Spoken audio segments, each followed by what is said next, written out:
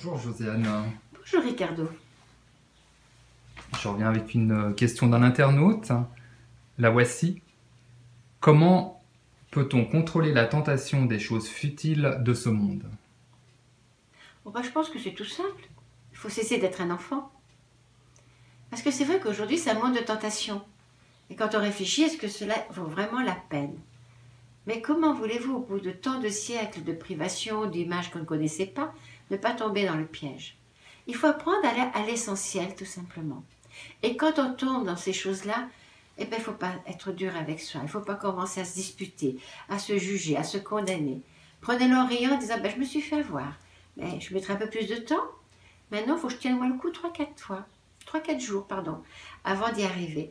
Vous savez, les tentations de ce monde, ça peut être aussi la drogue, ça peut être aussi toutes ces injonctions qu'on a, que ce soit d'être sur des jeux, que ce soit de vouloir toutes les choses modernes, de vouloir avoir une voiture qui roule toute seule.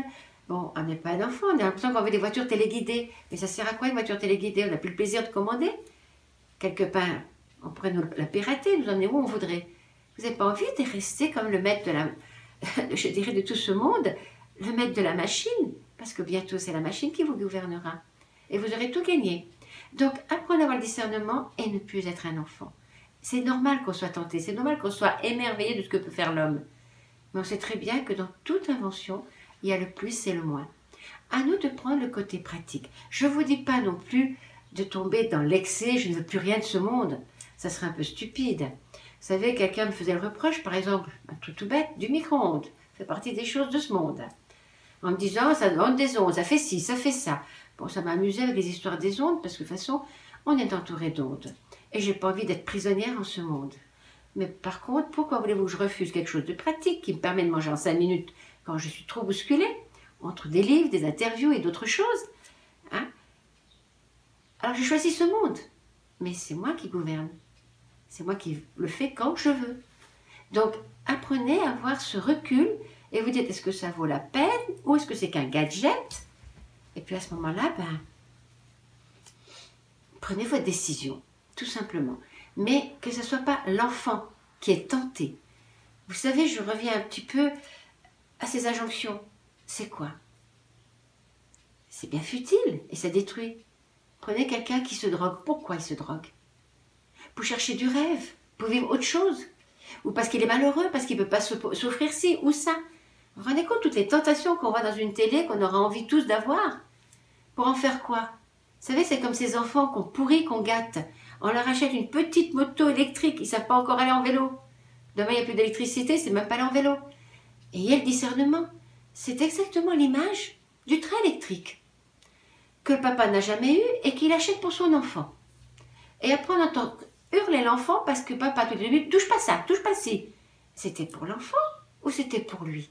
C'est ça notre monde. On nous a mis dans un magasin avec tellement de belles choses. Offrez-vous des belles choses, mais il y a le discernement de pourquoi je me l'offre. Pour dans 15 jours, 3 semaines, le revendre sur Internet ou ailleurs. Parce que bon, finalement, ça ne m'intéressait pas. Ou on voit le côté vraiment utile. Le côté qui chante. Vous savez, j'ai écrit un petit livre, c'est La rivière sans fin. Et ça remonte très loin, puisque c'est un grand-père qui parle de son petit-fils et qui va expliquer pourquoi sa maman n'avait pas de machine à laver à l'époque, ça n'existait pas. Mais qu'elle refusait d'y mettre, puisqu'elle devait aller à la rivière. De ce fait, elle prenait sa brouette pour y aller. Et elle refusait qu'on graisse la roue de la brouette qui grinçait. Comme ça, les voisins savaient qu'elle n'était pas chez elle et puis qu'elle était en train de laver son linge et que c'est là qu'on pourrait la trouver. Vous voyez, elle avait le discernement pour que les gens sachent. Nous, aujourd'hui, on est tombé dans un monde où on nous dit tout. On nous avertit qu'il faut donner à boire à des personnes âgées et à des personnes comme les bébés. Elles pourraient mourir. Alors on est quoi? On est des assistés? On est tellement avec ce monde d'électronique et tout qu'on est assistés. Demain, il y arrive un burn-out, mais dans l'univers. Et tous ces trucs électroniques s'arrêtent.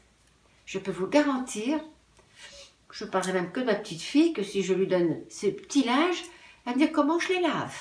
Elle ne saurait même pas laver. Alors le monde doit vous servir, mais pas vous rendre prisonnier. Vous voyez, on rejoint toujours la liberté de l'être humain. Quand il reçoit quelque chose, c'est peut-être pour son bien.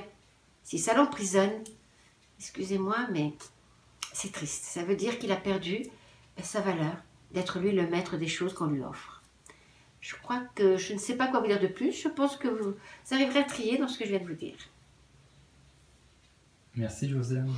De rien.